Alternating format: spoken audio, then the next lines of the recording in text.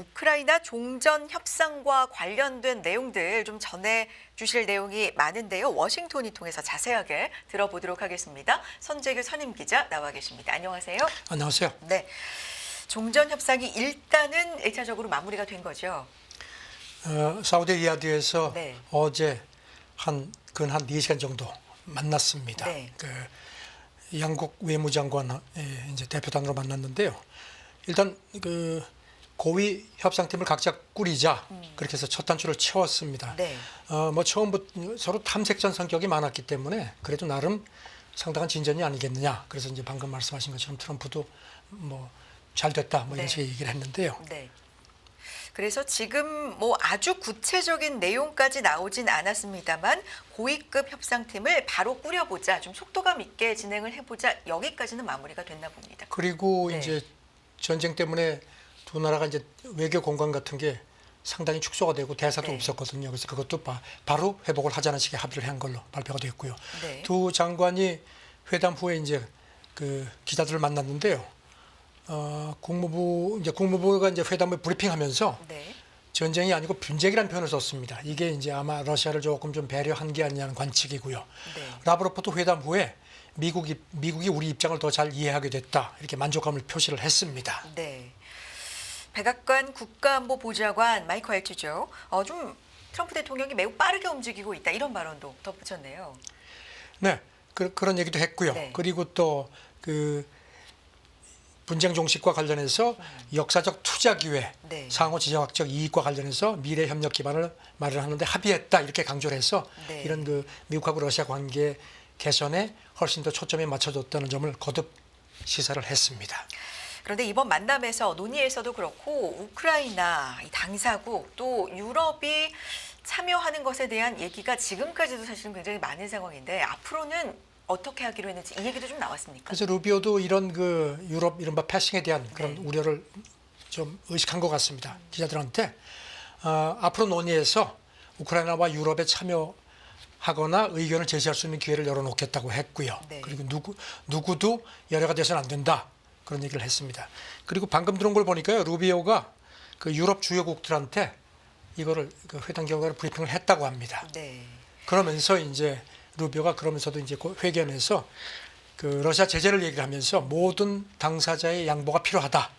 그러면서 유럽연합이 일정 시점에 협상 테이블에 나와야 한다는데 이게 이제 양보를 해야지만 된다는 그런 조건을 부각을 시킨 것 같습니다. 네. 이 루비오 장관의 양보가 필요하다라는 발언에 라브로프 외무장관도 좀 지원 사격을 했다. 어떤 발언을 구체적으로 한 겁니까? 이렇게 얘기를 했습니다. 네. 상호이익인 경협을 가로막는 인위적인 장벽 제거에 대한 미국의 강력한 관심이 있다. 이렇게 얘기를 했고요.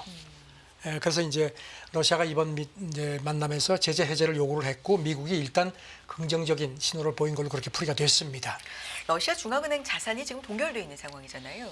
굉장히 많죠. 그중에서 3분의 2 이상이 유럽연합에 있죠. 그러니까 이제 유럽연합이 제재를 풀어야 되는 그런 게 있는 거죠. 그리고 이 러시아 국부펀드 회장이 러시아 협상단에 포함이 됐습니다. 네. 그래서 이것도 이런 양국의 어떤 경제 협력이라든가 투자 같은데 상당히 비중이 주어진 걸로 그렇게 또 관측이 됐습니다.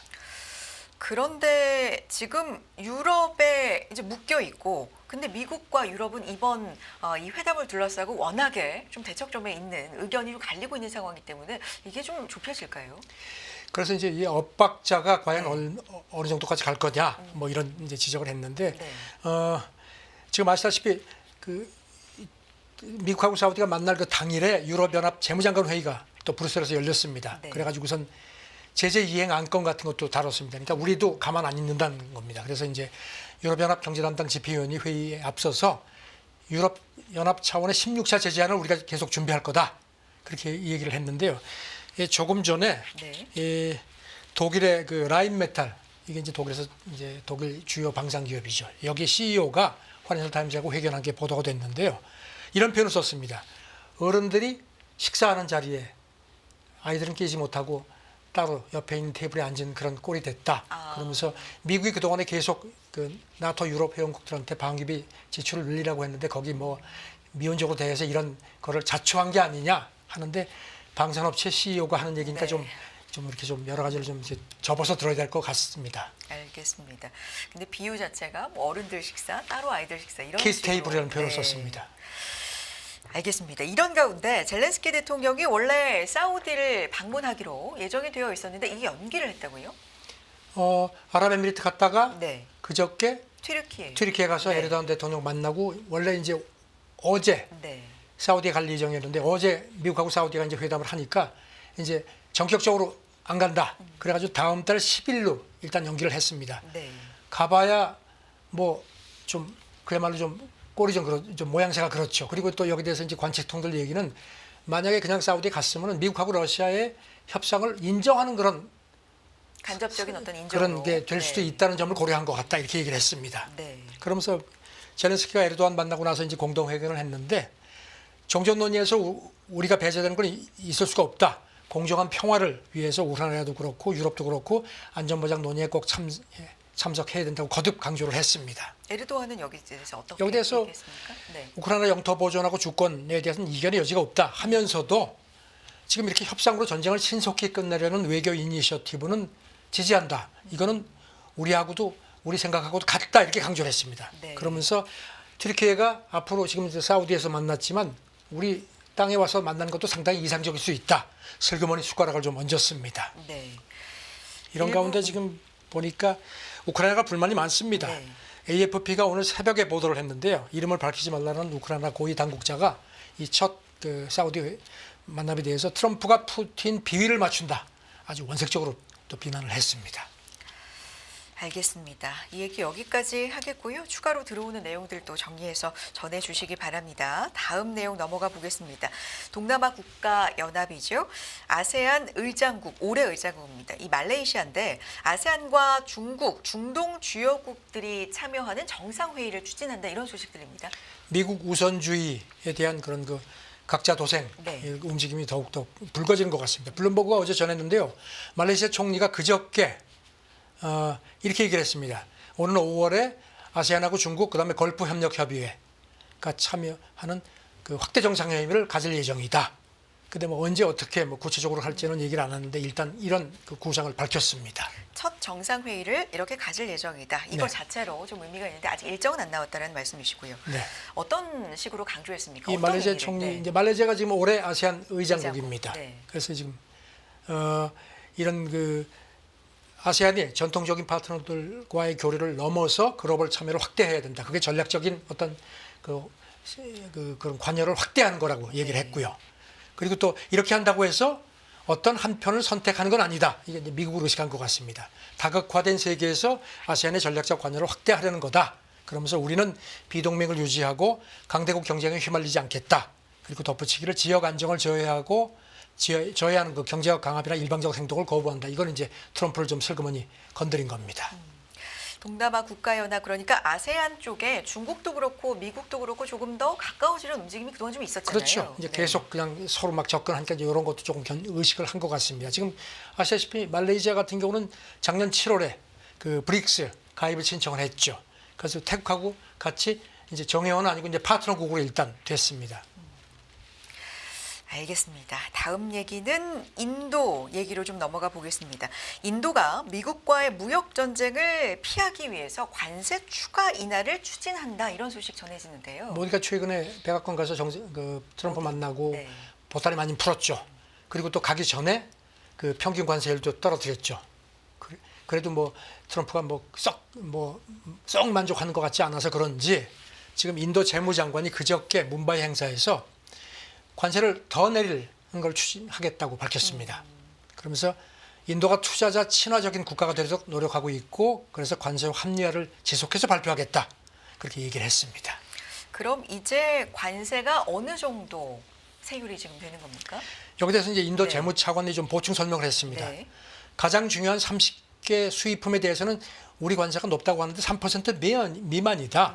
그러니까 인도가 뭐 관세가 너무 높다는 그런 주장은 잘못됐다. 다만 매우 적은 수의 제품에만 높은 관세가 있는데 미국하고 협상으로 해결할 수 있다. 이렇게 강조를 했습니다. 이것도 구체적인 시기는 아직 안 나온 건가요? 안 나왔습니다. 이것도 이제 그러니까 어떤 협상 카드로 쥐고 있는 것 같습니다. 네. 여기 대해서 이름을 밝히지 말라는 인도 당국자가 블룸버그에 미국하고 앞으로 몇 달 안에 서로 관세를 낮추는 것을 우리는 목표로 하고 있다. 그러면서 서로에게 이익이 되는 무역 협정을 추진할 거다.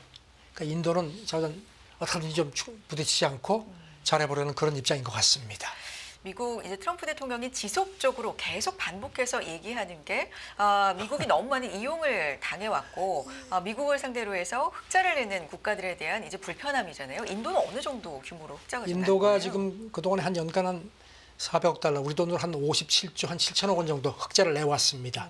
그것 때문에 뭐 몇 차례 말씀드렸지만 트럼프가 대선 때부터 무역에서는 인도도 악당이다 이렇게 얘기를 했죠. 네. 지금 인도 중앙은행 그 수석 고문 얘기는요. 만약에 미국이 인도에 한 20% 정도 보편 관세를 부과를 강행을 하면은 미국에 대한 수출이 한 액수 기준 한 3.5% 줄어서 GDP 한 0.5%가 줄어들 수 있다고 봤습니다. 네. 알겠습니다. 그래서 뭐 무기, 미국산 무기, 에너지 구매 확대 이런 것도 모디 총리가 갔을 때 좀 약속이 되어 약속을 있는, 했죠. 네, 네. 약속을 한 상태죠. 여기에 추가 관세 인하 이야기까지, 추진 이야기까지 나왔다. 여기까지 듣겠고요. 다음 얘기는요. 일본 재계 대표단이 베이징에 갔는데 시진핑 경제책사로 알려진 허리펑 부총리가 만났다고요? 네, 게이단년 회장이 이끌고 갔는데 한 200명 굉장히 많습니다. 네. 일본 상공회의소 뭐 일중 경제협회 관계자 해서 갔는데 가서 이제 허리펑 여기는 이제 시진핑 경제책사로 되어 있죠. 네. 그저께 만났습니다. 만나서 뭐 여러 가지 뭐 그 중국 철강 전기차 과잉 생산 문제, 뭐 외자 기업에 대한 뭐 경제 환경을 좀 개선하라 이런 요구도 한 것 같은데 여기 대해서 이제 허리펑이 아주 트럼프를 겨냥해서 아주 이런 얘기를 했습니다. 세계를 보면 보수주의와 일국주의가 대두되고 있다. 그러면서 이번 방문이 두 나라 간의 어떤 그런 무역 촉진을 위한 중요한 역할을 할 거다. 이제 트럼프를 우회적으로 때렸습니다. 일본 재계 대표단 한 200여 명으로 알려져 있는데 여기에서 뭐 도쿠라 마사카즈 회장, 네, 대표인가 봅니다. 멘트를 좀 했나 봐요. 네, 네.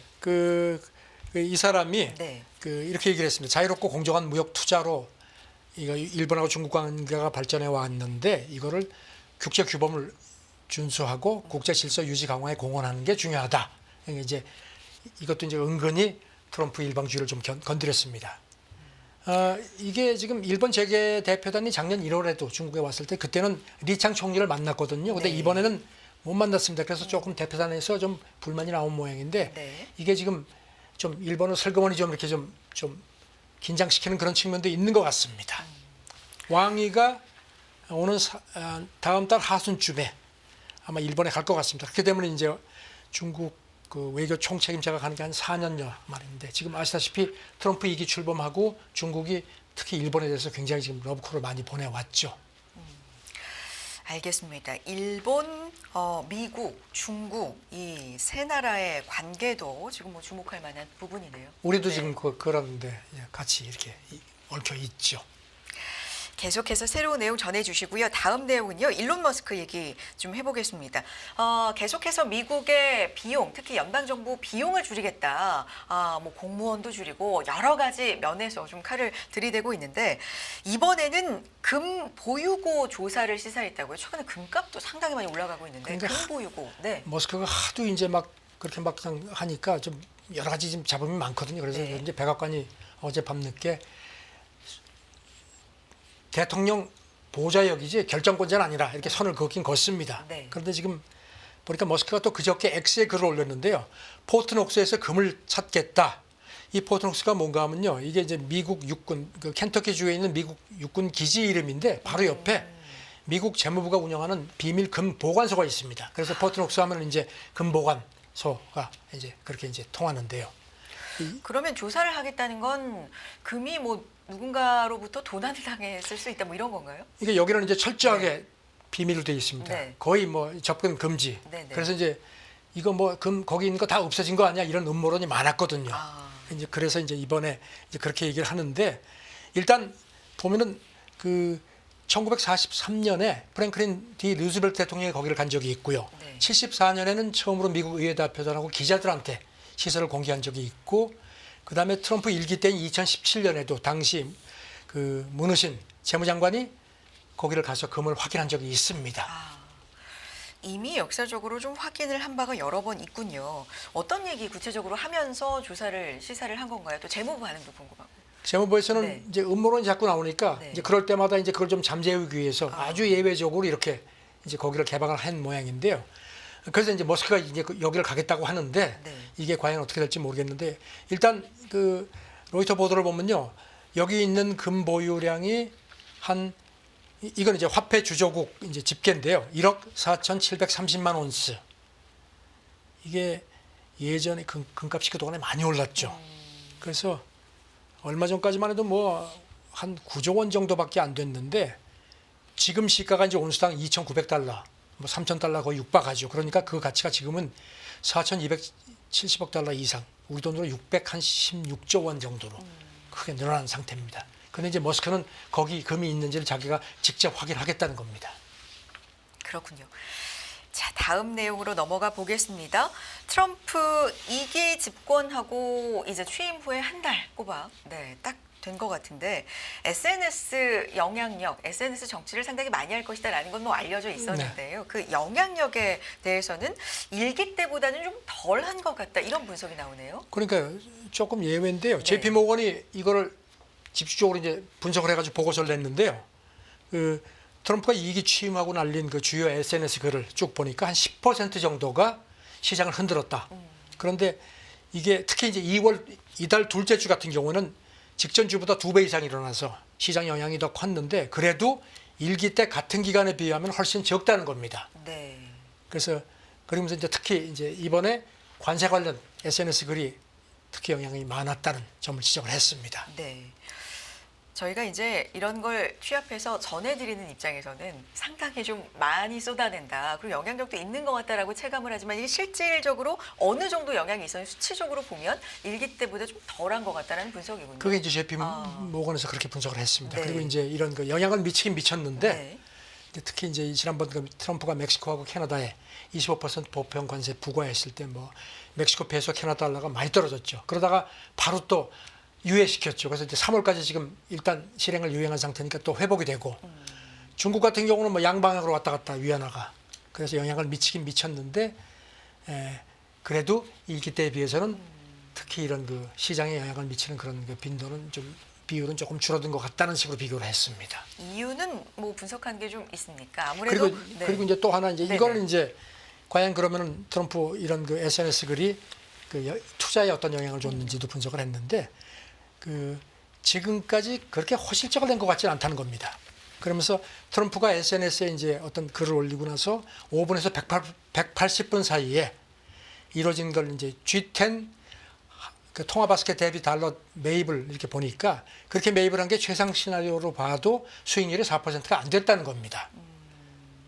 그러니까 이 SNS에 따라서 영향을 즉각적으로 반영해서 투자를 한 성과가 예상보다 거기 너무 휘둘리지 말라는 거를 이제 은근히 이렇게 좀 시사한 것 같습니다. 그렇게 안 좋아서 영향력도 좀 줄어드는 것 같다라는 분석인데 직접 소통은 좀 늘어났다 이런 분석도 있네요. 그러니까요. 네. 트럼프 분석인데 그 로이터 분석인데 1기 때보다 SNS를 통해서 시장을 좀 더 흔든 것 같지만 대신 거의 매일 집무실에서 기자들하고 이게 직접 일문일답하는 식으로 소통을 늘렸다. 말란 여기 기자들은 물론 자기가 좋아하는 기자들이죠. AP 같은 경우는 지금 백악관에서 쫓겨나게 생겼는데요. 이제 그런 걸로 분석을 했습니다. 알겠습니다. 다음 얘기도 증시 얘기 좀 해보겠습니다. 유럽 증시 올해 들어서 미국과 일본을 좀 제쳤다. 실적 면에서도 괜찮다. 유럽 증시가 사실 경제는 그렇게 좋은 상황이 아니라고 하는데 왜 오르는 거지? 이런 궁금증도 좀 있고요. 어떤 분석입니까? 니온 게이자이가 어제 그 중동 그 정부계 펀드 유럽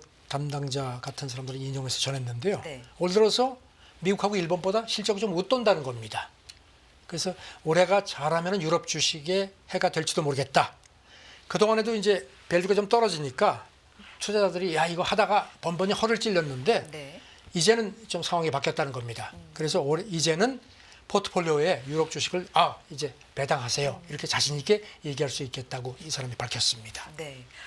유럽 증시, 그러니까 예를 들면 미국 같은 경우는 뭐 AI가 워낙에 좀 이끌고 간 면이 있었기 때문에 AI가 다소 흔들리면 전반적으로 흔들리지만 유럽은 다소 요 비중이 그렇죠. 적다 이런 영향도 있어요. 아무래도 상대적으로 AI 그 영향 비중이 적었다는 거죠. 그래서 이제 니케이는 유럽 대표 주가 지수가 이제 유로 스톡스 600인데 지난주 같은 경우 4거래일 연속 최고치를 갈아치웠다. 그래서 뭐 많이 올라서 그래서 이제 S&P 지수하고 니케이 지수 같은 경우는 오히려 니케이 지수는 빠졌는데 같은 기간에 완전히 대비가 됐다는 겁니다. 네.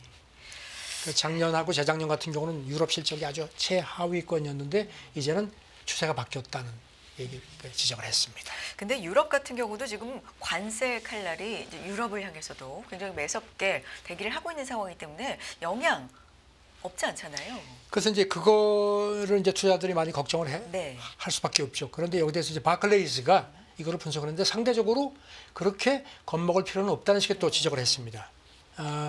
트럼프 관세 위험을 아무도 말하지 않는 방안의 코끼리 같다는 식의 표현을 썼습니다. 그런데 특히 유럽 기업 실적에 대한 악영향은 상대적으로 그렇게 크지 않을 거로 본다고 했습니다. 그러면서 유럽연합이 미국보다 높은 관세를 부과하는 품목이 생필품하고 자동차, 화학 같은 거. 그래서 유로스톡스 600 시총이 한 30% 정도에 그친다. 네. 그래서 최악 시나리오를 가정을 해도 주당 순이익이 최대 5% 줄어드는 데 그칠 거다. 그리고 이제 특히 유로화가 달러에 비해서 약세인 점이 이게 이제 이 완충 역할을 할 거라는 그런 분석도 덧붙였습니다. 종전 논의도 좀 영향이 있다고 합니다. 그렇죠. 네. 종전 기대감이 있다는 거 이것도 이제 변수라는 겁니다. 그래서 이제 그렇게 되면 이제 러시아 천연가스 가격 이제 공급이 다시 재개될 수 있고 그렇게 하면 이제 가격이 많이 떨어지면 이제 소비가 늘어날 수 있다는 겁니다. 다만 그래서 이제 그리고 이제 소비자 심리가 회복되는 부분하고 그다음에 이제 우크라이나 인프라 재건 같은 것도 아무래도 영향을 줄 수 있다는 거죠. 다만 트럼프 관세가 예상보다 이제 유럽연합에 대한 그 관세가 예상보다 높거나 종전이 쉽지 않다는 겁니다. 네. 그래서 이게 질질 끌게 되면은 이게 또 문제다. 그래서 유럽 주식이 전망을 밝은데 앞으로 상당 기간 트럼프 일거수일투족에 휘둘릴 수밖에 없다. 그거는 고려를 하라고 충고를 했습니다. 중국 주식 얘기로 좀 이어가 볼까요? 중국에 대한 분석도 좀 나오는 것 같은데 사실 중국을 연초에 지금까지 뭐 1월, 2월 뒤 흔들었던 건 딥세크죠. 네. 이 관련된 이슈들이 좀 중국 주식에 활력을 넣은 건지 사실 이건 여러 가지 좀 이야기들 논란거리가 또 있었기 때문에 어떤 분석입니까? 미국 경제금융매체 비즈니스 인사이더가 이제 골드만삭스 네. 보고서를 인용을 했는데요. 딥시크가 확실히 뭔가 중국 증시의 내러티브를 바꿨다는 겁니다. 그래가지고선 상승세가 지속될 수도 있다. 네. 지속된다는 아니고요. 그런 얘기를 했습니다. 그러면서 그러니까 개인정보 논란도 있고 뭐 여러 가지 그렇죠. 잡음이 예. 있긴 있어도 있어도 어쨌든 그래도 내러티브를 좀 바꿔놨다. 그러니까 이제 네. 그동안에는 중국 증시의 어떤 그 뒷심이 정책 뉴스라든가 기대감 때문에 주대가 돼가지고 이게 이제 그때마다 이제 번번이 이제 투자자들을 실망시켰는데 이제는 이 딥시크를 계기로 해서 어떤 그 미시적이고 혁신 중심적인 그런 내러티브로 바뀌었다는 겁니다. 네. 그래서 가치 평가와 수익에 더 좋은 여건이다 이렇게 진단을 했습니다. 그래서 네. 이번 상승세는 더 지속될 수 있다는 판단이라고 덧붙였습니다. 최근에 전해주셨던 내용 중에서도 이제 시진핑 주석이 만나잖아요. 네. 주요 빅테크 업체들 만났는데 이런 부분을 봐도 중국이 지금 좀 박차를 가하는구나 이런 뭐 그렇죠. 지금 네, 이제 방증이 되기도 하고요. 딥시크 후광 효과도 많이 그 빅테크들이 본다는 겁니다. 네. 한예로다가 그 텐센트가 딥시크 AI 모델을 자사 위챗에 도입한다고 밝혀서 또 주가가 좀 탄력을 받았고요. 그래서 이제 골드만삭스는 중국 기업들이 AI 보면 3대 혁신을 활용한다는 겁니다. 생산성 향상, 새로운 수익 기회, 그다음 비용 절감 이거를 이제 활용을 한다는 겁니다. 그래서 네. 시장 신뢰까지 여기 뒷받침이 되면은 중국 시장 그 주식 공정 가치가 많게는 뭐 15%까지 제고될 수도 있다. 다만 이제 아까 말씀하신 것처럼 딥시크의 이제 개인정보 우려라든가 그다음에 서방 통제 계속되는 거 이거는 그 리스크라는 점을 잊지 말라고 했습니다. 네, 중국 얘기했는데 참고로 이제 그 시진핑 주석이 여러 수장들 만난 가운데 바이두 회장이 좀 안 왔잖아요. 안 갔죠. 불참을 했는데 요 영향으로 시총 3조 5천억 원 우리 돈으로 좀 증발을 해서 확실히 좀 영향력이 있지 않았나 뭐 이런 생각도 하게 됩니다. 자, 다음 내용 넘어가 보겠습니다. 아르헨티나 대통령 홍보 밈코인 얘기 나오는데 사실 미국 대선에서도 이제 밈코인 얘기가 나왔었는데 여기도 나오네요. 그러니까 리브라인데요. 이게 지금 그 아르헨티나 대통령 여기도 이제 자기도 트럼프처럼 막 그냥 나도 암호화폐 치나 저기다 해가지고선 이게 나오니까 여기 대해서 막 대대적으로 이게 이제 아르헨티나 좋다 막 대대적으로 홍보를 했습니다. 그러니까 막 자금이 엄청나게 들어왔는데 바로 또 빠졌습니다. 네. 그래가지고 지금 뭐 거의 한 거의 한 95% 이상 폭락을 했는데 네. 그래가지고 지금 뭐 이게 난리가 났는데요. 전문가들 분석은 이게 이제 전형적인 러그풀, 이른바 출구 사기 아, 프로젝트를 만들어 놓고 투자금 모으고선 빼돌리고 네. 잠적하는 거 그런 것 같다. 그렇게 해서 지금 이게 뭐 탄핵 얘기까지 나오는 모양입니다. 네. 밀레이 SNS에 이제 글이 또 출발점이 됐다는데 어떤 글을 올린 거예요? 이게 밀레이가 이런 글을 올렸습니다. 네. 자유주의 아르헨티나이 성장한다. 이 프로젝트가 성장을 장려하고 중소기업 스타트업의 자금을 지원하는 데 전념할 거다. 전 세계가 뭐 아르헨티나 투자하고 싶어한다. 이렇게 써서 이제 막 그냥 투자들이 막 후끈 달아 올랐는데 그래가지고 한때 시세가 우리 돈으로 7,175원까지 올랐다가 몇 시간 만에 274원으로 어머.